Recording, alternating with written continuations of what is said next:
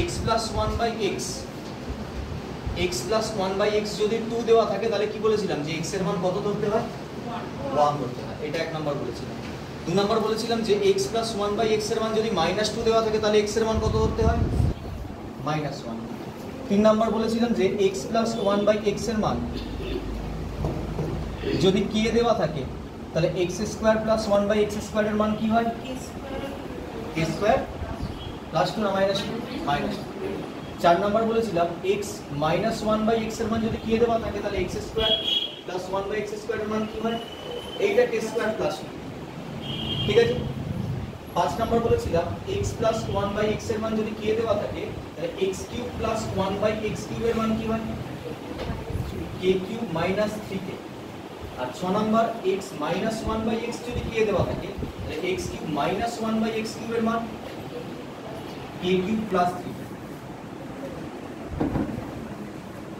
7 number X plus one by x এর মান যদি কে দেওয়া থাকে তাহলে x minus one by x এর মান আন্ডার রুট কে স্কোয়ার মাইনাস 4। এখানে একটা প্লাস মাইনাস সাইন হয়, ঠিক আছে, তুমি প্লাস মাইনাস করতে পারো, plus minus k square minus 4 under root আছে। 8 number X minus one by x এর মান যদি কে দেওয়া থাকে তাহলে X plus one by x এর মান কি হবে, প্লাস মাইনাস আন্ডার রুট কে স্কোয়ার প্লাস 4। ঠিক আছে। 9 number X square plus one by x square এর মান কে দেওয়া আছে তাহলে X plus one by x এর মান কি করে বের করবে,